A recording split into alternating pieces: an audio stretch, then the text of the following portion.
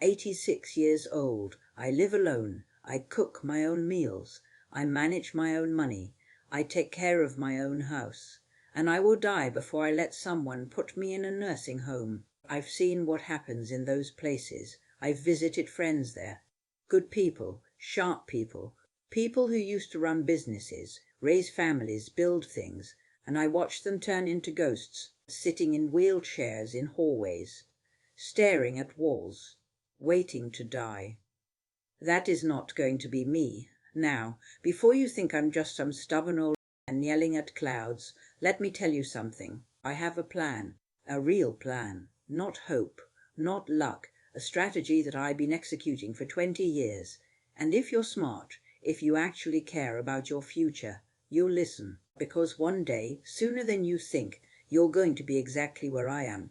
And the decisions you make today will determine whether you spend your final years with dignity or in a room that smells like disinfectant and sadness. Let me tell you about Dorothy. She was my neighbor for 32 years, lived 3 houses down, wonderful woman, used to bake the best lemon bars you ever tasted. She was independent until she was 81, then she fell, broke her hip, went to the hospital, then to rehab. Then they told her she needed a little help. That's how it starts. Just a little help. 6 months later she was in a nursing home, full-time. Her daughter said it was temporary, just until she gets stronger. Dorothy never got stronger. You know why? Because in those places they don't help you get stronger. They help you stay compliant. I visited her every week for 2 years. Every single week I watched her fade.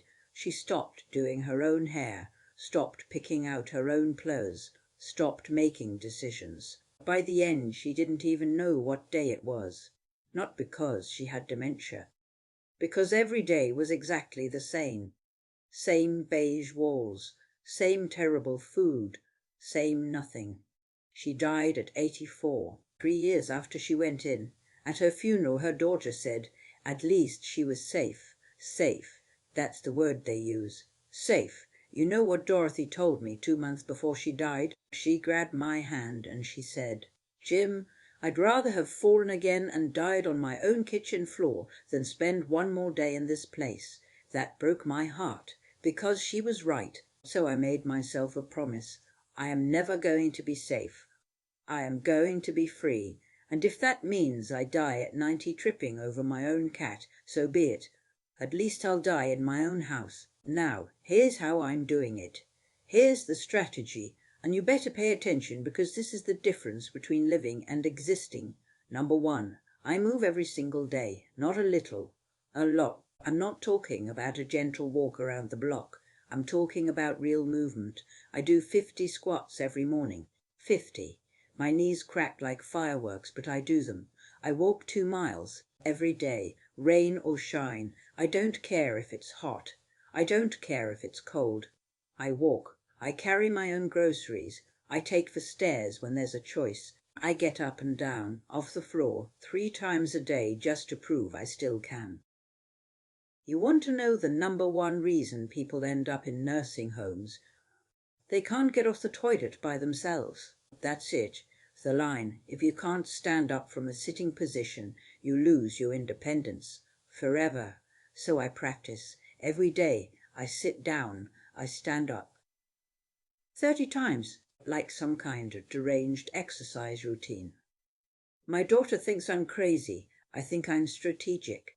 Number 2, I keep my mind sharp. Aggressively. I don't watch TV. Well, I watch the news. But that's it. No reruns. No game shows. Nothing that lets my brain go soft. I read every day, real books. Not articles on my phone. Books that make me think. I do the crossword puzzle. The hard one. I learn new things. Last year I learned basic Spanish on an app. Why? Because I can. Because my brain needs to know it's still needed. The minute you stop learning, you start dying. I've seen it 100 times. People retire, sit on the couch, and their brains just shut down. Not me. My brain is going to fight until the very end. Number 3, and this is critical, I manage my own money. Every penny. I balance my checkbook every month. I pay my own bills. I make my own financial decisions. You know what happens when you let someone else take over your finances? You lose your power. You become a dependent, a child. My daughter has tried 3 times to get power of attorney, just in case, Dad, just to make things easier. No, absolutely not. The day I can't manage my own money is the day I've lost the plot completely. I know exactly how much I have. I know exactly where it goes. And I make sure there's enough to pay for in-home care if I ever need it. Because I'm not relying on my kids to take care of me. That's not their job. Number 4, I stay connected, even when I don't want to. This is the hard one. Because at age 6, most of my friends are dead. My wife is dead. My brother is dead. It would be very easy to just close the door and wait, but isolation is the killer. Isolation is what makes your mind go, what makes you give up. So I force myself. I go to church every Sunday. I have coffee with Ed on Tuesdays. I call my daughter every Thursday whether I want to or not. I show up. I stay in the world. Because the world is what keeps you alive. Number 5, I have a purpose. Every single day. I take care of my yard. I volunteer at the library 2 days a week. I help my neighbour fix things. I'm writing my memoirs, 1 page at a time. These aren't big things, they're small, but they're mine. They give me a reason to get up. The people I know who ended up in nursing homes, they all had the same thing in common. They had nothing they had to do. No one needed them, so they became unnecessary. Make yourself necessary, even if it's just to a cat, even if it's just to a garden. Find something that needs you. Number 6, I make the hard decisions now while I still can. I have a living will. I have a DNR. I have explicit instructions. No nursing home. If I can't live independently, I want hospice at home. I want to die in my own bed. I've told my daughter this a dozen times. I've written it down. I've had it notarized. Because here's the truth. If you don't make these decisions now, someone else will make them for you later. And they will put you where it's convenient for them, not what's right for you. Number 7, I'm ruthlessly honest about my limitations. I don't drive at night anymore. My eyes aren't good enough. So I plan my days. I do my errands before dark. I install grab bars in my bathroom. I got rid of my slippery rugs. I put lights everywhere. I'm not trying to pretend I'm 50. I'm 86. I know that, but I'm 86 and functional, and I'm going to stay that way. Pride is what gets people hurt. Pride is what makes you fall and break a hip because you wouldn't use a cane. Swallow your pride. Adapt, but don't surrender. Now I know what some of you are thinking. What if you have dementia? What if you have a stroke? What if you can't take care of yourself? Fair questions, and here's my answer. I'm doing everything I can to prevent that.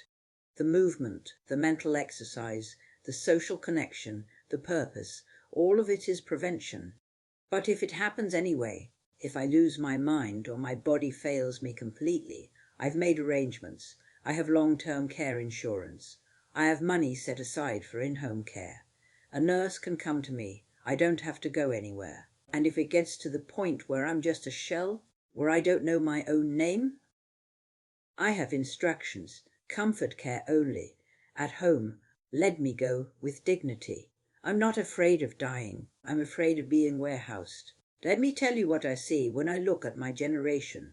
I see people who worked their whole lives, raised families, contributed to society, and now they're sitting in rooms with strangers, eating pureed food, having someone else decide when they sleep, when they eat, when they get a shower.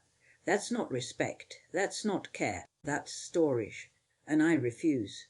I absolutely refuse. You might think I'm being dramatic. You might think nursing homes aren't that bad. Some of them are nice, right? They have activities. They have bingo. Bingo? At 83 years old, after you've lived a full life, raised children, built a career, loved and lost, and survived, they've got you playing bingo in a rec room. If that's the best we can do for our elders, we've failed. So here's what I need you to understand. If you're 30, 40, 50 years old right now, listening to this, you think you have time. You think old age is something that happens to other people. It's not. It's coming for you, fast. And the choices you make now, the habits you build now, will determine your future. Start moving today. Build muscle, build balance, build strength. Keep learning. Keep challenging your brain. Stay connected. Don't isolate. Find purpose.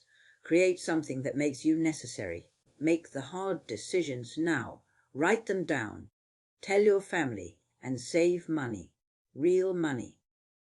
Because independence costs, care costs, and if you don't have the resources, you don't have the choices. I'm 86 years old. I'm tired. My back hurts. My hands shake a little.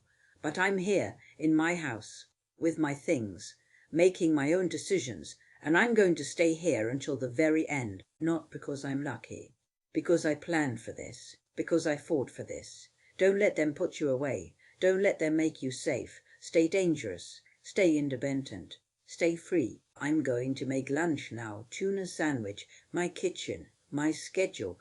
Go start planning.